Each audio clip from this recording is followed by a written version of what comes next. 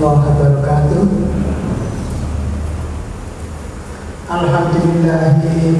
Alhamdulillahilladzi khalaqal mauta wal hayata liyabluwakum ayyukum amalan. Asyhadu an la ilaha illallah wahdahu la syarika lah wa asyhadu anna Muhammadan abduhu wa rasuluh.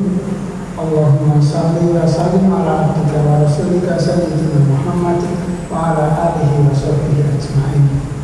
Amma ba'du. Puji syukur senantiasa marilah kita panjatkan kehadirat Allah Subhanahu wa taala. Karena hanya Dialah yang pantas untuk menerima tanda terima kasih kita. Karena hanya Allah lah yang telah melimpahkan izin, rahmat dan nikmatnya kepada kita semuanya. Shalawat dan salam senantiasa marilah kita aturkan, kita tujukan kepada suatu hasanah kita, guru kita, yakni Rasulullah Muhammad SAW, beserta para ahli keluarganya, para sahabatnya dan para pengikutnya yang senantiasa istiqomah hingga akhir zaman. Amin Allahumma amin. Pada malam hari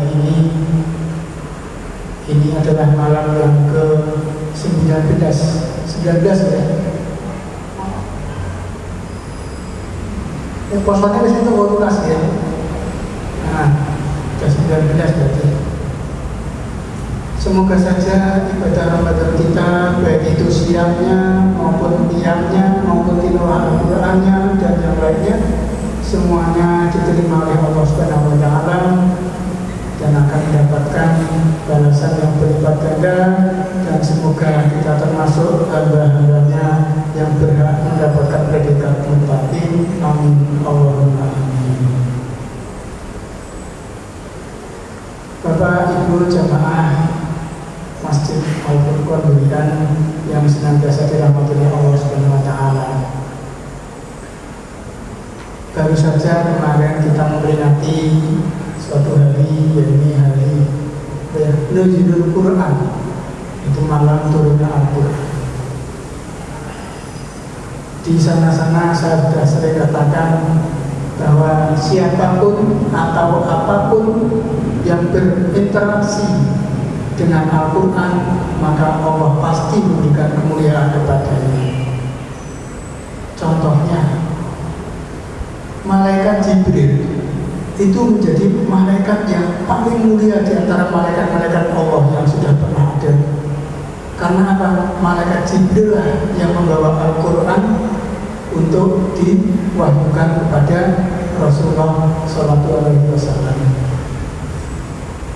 Begitu pula Rasulullah Muhammad SAW, walaupun beliau adalah utusan Allah yang terakhir, tapi beliau adalah Rasul yang paling mulia di antara Rasul-Rasul yang pernah diturunkan sebelumnya, karena beliau membawa risalah berupa Al-Quran kepada kaumnya.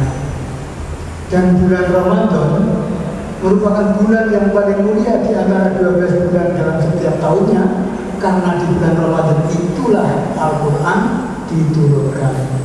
Kesimpulannya adalah, kalau kita kepengen mulia, dimuliakan oleh Allah Subhanahu wa taala, maka hendaknya kita berinteraksi dengan Al-Quran.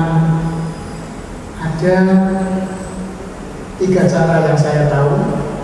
Cara berinteraksi dengan Al-Quran ada 3 cara. Yang pertama, membacanya, hanya membacanya saja. Rasulullah SAW menyampaikan bahwa setiap hurufnya itu akan diberikan balasan oleh Allah berupa 10 kebaikan. Kalau kita bisa biasanya menerjemahkan 10 pahala gitu ya. Beliau mengatakan, aku tidak mengatakan alif lam mim satu huruf, tidak, tapi alif sendiri, lam sendiri, dan mim sendiri. Berarti alif lam mim 3 huruf. Ini mendapatkan dikalikan 3 dan 3 dikalikan 10 mendapatkan 30 kebaikan. Itu di bulan biasa. Tapi di bulan Ramadan dikalikan 10-nya lagi menjadi 300. Enak, cuma alif lam mim 300. Mana suka yang namanya nun, oleh 100. Itu baru membacanya tau. Ada lagi cara berinteraksi yang kedua yang lebih di atas membaca, yaitu mempelajari isi kandungan Al-Quran dan mengamalkannya. Maka dari itu ini jadi cara berinteraksi seperti ini, yaitu dengan cara mendatangi kajian-kajian, khususnya kajian tafsir Al-Quran, ya, mendatangi dan mengikuti, tidak cuma datang dan mengikuti kajian-kajian, khususnya kajian tafsir Al-Quran. Yang kajian yang lainnya juga biasanya juga tetap ada unsur tafsirnya juga, mengartikan menukil ayat-ayat Al-Quran juga, nah, seperti itu. Ini interaksi Al-Quran yang kedua, yaitu mempelajari isi kandungannya dan mengamalkannya dengan cara ikut mendatangi dan mengikuti kajian, khususnya kajian tafsir Al-Quran. Banyak sekarang di masjid, banyak di musola, banyak di TV ada. Monggo yang mana di antara itu semua yang jenengan semua sempat melakukannya. Interaksi yang ketiga adalah menghafalkannya. Ini yang paling top. Sesungguhnya para penghafal Al-Quran itu adalah para ahli keluarga Allah Subhanahu wa Ta'ala. Jadi tidak heran kalau sering kita mendengar adanya kisah-kisah bagaimana jasad para penghafal Al-Quran ini ketika ditemukan masih utuh, tidak tersentuh oleh bumi. Jadi bumi aja melindungi jasad ini, karena di dalam jasad ini ada hafalan Al-Qurannya. Ini sudah yang paling top, ya. Jadi interaksi Al-Quran yang sudah yang paling top, menghafalkannya. Pertanyaannya adalah, sudah berapa banyak yang kita hafalkan? Ya, banyak. Mestinya banyak, ya. Gak cuma kulhu saja. Mestinya, nah ini bulan Ramadan, marilah kita sama-sama, saya mengajak diri saya sendiri, kita semakin tambah hafalan-hafalan kita, ya. Masa ya sih lagunya siapa kan Didi Kempot sering kerungu ya, cukup ngapal ya. Masa sih Al-Quran sering kerungu gitu, kalau ada imam bacakan surat apa gitu, masa gak hafal juga. Jadi aneh kalau ada nyanyian-nyanyian kita cepat hafal, tapi kalau menghafal Al-Quran kok enggak, sulit untuk menghafalkannya. Itu juga aneh. Bapak Ibu jamaah rahimakumullah, padahal orang-orang yang sering berinteraksi dengan Al-Quran, baik itu dengan membacanya, mengkajinya, maupun menghafalkannya, atau yang sering disebut sebagai ahli Quran, itu akan mendapatkan dampak atau efek dari Al-Quran, dan ini akan semakin memperbaiki akhlak dari yang bersangkutan. Sebagaimana asal dari sahabat Rasulullah SAW dari Abdullah bin Mas'ud radhiyallahu anhu yang mengatakan orang-orang yang rajin membaca, mempelajari dan menghafal Al-Quran itu akan berbeda sifatnya dengan orang-orang lain. Yang pertama, para ahli Quran, orang yang membaca, mempelajari dan menghafalkan Al-Quran ini pada malam hari akan dibangunkan oleh Al-Quran, akan dibangunkan oleh Al-Quran. Untuk apa? Bukan untuk pipis toh, bukan. Untuk menunaikan atau melaksanakan sholat tahajud, untuk mendirikan sholat tahajud. Ada sebuah kisah seperti ini. Ada zaman dulu ada orang yang membiasakan diri, dia itu membiasakan diri setiap malam sebelum tidur menghatamkan surat Al-Baqarah.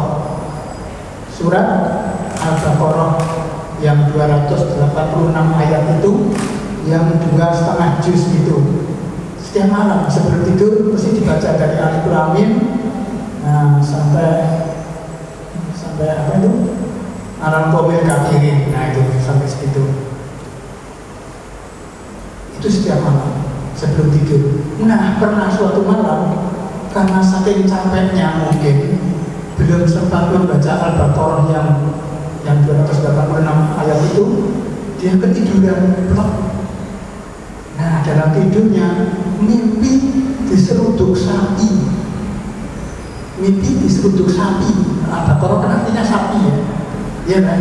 Nah, dia itu sampai mimpi diseruduk sapi sehingga terbangun ya. Iya ya, aku kan belum baca surah Al-Baqarah malam ini. Pantesan aku mimpi diseruduk sapi sampai terbangun seperti ini. Itu salah satu contoh bahwa Al-Quran membangunkan orang yang biasa berinteraksi dengan Al-Quran ini atau ahli Quran ini pada setiap malamnya untuk menunaikan sholat tahajud. Sementara yang lainnya lagi pada enak tidur. Nah, ini hanya orang-orang pilihan ini yang malam-malam bangun untuk bertahajud itu pilihan, yaitu orang-orang yang suka membaca atau mempelajari atau bahkan menghafalkan Al-Quran. Ini biasanya yang akan dibangunkan oleh Al-Quran pada malam hari untuk bertahajud ketika orang-orang yang lain enak-enak tidur lagi ngorok mimpi ngiler. Yang kedua, orang-orang yang berinteraksi dengan Al-Quran atau yang ahli Quran ini itu pada malam hari tadi tahajud, pada siang hari dia itu sering melakukan puasa. Sementara yang lainnya enak-enak mangan, sing pikir mangan toh. Apa orang ahli Quran nggak boleh makan? Ya boleh. Masa terus kayak makan? Ya boleh. Tetapi juga puasanya juga banyak. Ini yang dimaksud puasa sunnah ya. Puasa sunnah. Selain puasa Ramadan itu pasti, kalau puasa Ramadan sih pasti, lainnya tidak kayak pada puasa juga. Bosin mau cokoran bersyarat sih coba ini poso pasti. Tapi kalau yang di luar Ramadan ini dimaksud dalam puasa sunnah. Ada beberapa macam puasa sunnah yang disyariatkan, diajarkan oleh Rasulullah alaihi wasallam pada kita umatnya. Yang pertama puasa sunnah yang paling top adalah puasa Nabi Daud, yaitu sehari puasa, sehari tidak puasa. Hari ini puasa, besok tidak puasa. Lusa puasa, lusa lagi nggak puasa. Begitu seterusnya. Ini puasa yang paling top karena Rasulullah melarang kalau kita setiap hari berpuasa. Nah, setiap hari berpuasa tidak pernah ada klubnya kecuali kalau hari kita tasyrik karena memang hari itu dilarang puasa, itu nggak boleh. Rasulullah melarang. Tubuh kamu punya hak, nah, jangan dipuasakan terus setiap hari. Itu puasa yang paling top. Sudah yang paling top itu puasa Nabi Daud. Dengan ada yang puasa yang remeh di bawahnya, ada puasa Senin Kemis. Perlu diketahui puasa Senin Kemis ini tidak satu paket ya, tidak satu paket. Artinya kalau hari Senin ini saya tidak puasa, bukan berarti Kemisnya nggak usah puasa juga kan. Kalau nggak kemarin Senin nggak puasa, tidak satu paket. Karena Senin walaupun tidak puasa, Kemis mau puasa silakan. Hari Senin puasa, terus Kemisnya nggak puasa silakan. Tidak satu paket ya, walaupun namanya Senin Kamis. Ya jadi Senin puasa, wes berarti Kemis puasa yang tengah-tengah sebenarnya diundang kontennya makan-makan. Ada yang enak-enak, kok tidak makan enak kok isi puasa. Padahal ini kan puasa sunnah kan, boleh dibatalkan. Rasulullah bahkan mengajarkan dibatalkan aja, hormati yang mengundang makan-makan itu, hormati, ikut makan sana. Begitu kata Rasulullah. Puasa sunnah yang ketiga, selain puasa Senin Kemis ada puasa 3 hari di pertengahan bulan, yaitu Ayyamul Bid pada tanggal 13, 14, dan 15 setiap bulannya. Ini puasa sunnah juga yang disyariatkan oleh Rasulullah SAW. Kemudian ada puasa sunnah yang lainnya, ada puasa Arafah, puasa Tarwiyah, puasa Asyura. Ya itu seperti itu, masih banyak puasa-puasa ini. Dan orang-orang para ahli Quran selalu dia itu tergugah oleh Al-Quran, yaitu akan digugah untuk menjalankan puasa-puasa ini. Untuk menjalankan puasa-puasa ini, biarpun yang lainnya lebih pada makan enak-enak, mesti sakit baik, kita tetap puasa seperti itu. Perubahan akhlak atau perbaikan akhlak, yang pertama tadi tahajud, yang kedua puasa di siang hari, tahajud di malam hari, puasa di siang hari. Perubahan akhlak atau perbaikan akhlak yang kedua yang dialami oleh para ahli Quran adalah dia itu hatinya semakin lembut. Hatinya semakin lembut. Lembut. Sering menangis melihat keadaan di sekitarnya banyak orang-orang yang lebih menderita daripada dia. Sering di malam hari menangis kalau dia ingat akan dosa-dosanya. Sementara yang lainnya lagi pada nonton lawak, nonton apa ya? Biasanya yang lucu-lucu ya, dukul, dangdut akademi, coba muncul sekantaan. Tapi orang-orang ahli Quran sering menyendiri dan menangis karena ingat akan dosa-dosanya. Bukankah Rasulullah SAW sering menyampaikan, janganlah banyak tertawa, karena orang banyak tertawa itu akan mematikan hati. Hatinya itu mati. Ya. Maka dari itu para ahli Quran ini hatinya itu lembut. Dia lebih mudah menangis dan tidak suka tertawa berlebihan seperti itu. Yang keempat,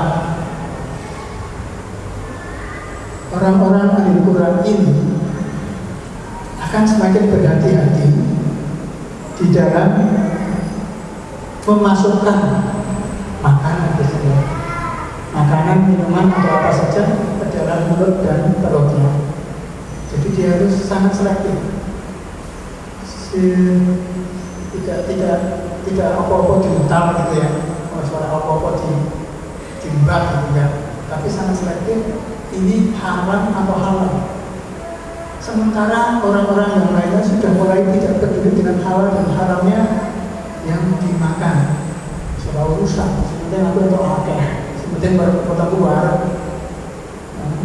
Korupsi atau apa rusak. Tapi pada Al-Quran ini semakin berhati-hati.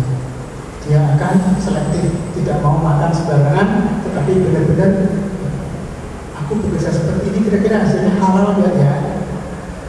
Ada unsur ribanya enggak ya? Sangat hati-hati sekali. Dan yang kelima, orang-orang yang ahli Quran ini tidak suka atau meninggalkan untuk tidak akan melakukan hal-hal yang kurang atau bahkan tidak bermanfaat. Ngabuburit nonton konser gitu ya, ngabuburit ngapain itu kita kurang bermanfaat. Ngabuburit itu lumbur depro, dikir, doa itu, karena doa yang paling jos itu adalah ketika menjelang berbuka puasa itu jos, itu termasuk doa yang top, doa yang manjur. Yang mana yang manis ya musim wong kafir ala dewe ya acara TV sing api-api, dewe konser pas di sore-sore kayak pas di saat seharusnya kita berdoa. Doa itu adalah mustajab. Nah, itulah karya Al-Quran itu akan memanfaatkan waktunya dengan baik. Sementara orang-orang yang lain, wah, Facebook melakukan apa-apa yang kurang bermanfaat, bahkan tidak bermanfaat. Dan orang-orang Al-Quran ini yang keenam, dia akan semakin tawadhu, rendah hati, orang dengan pamer. Sementara orang lain pada pamer kekayaannya, pamer ilmunya, pamer apa-apa, pamer dengan kelebihan-kelebihan yang dimilikinya, baik itu secara lain langsung ini maupun lewat media, kan? Pamer di WA, pamer di Instagram, orang-orang Al-Quran tidak seperti itu. Mereka sangat tawadhu dan tidak suka pamer-pamer seperti itu. Sementara itu 6 dulu yang saya sampaikan, bahwa pada Al-Quran mempunyai sifat-sifat yang baik, akhlak yang berbudi luhur.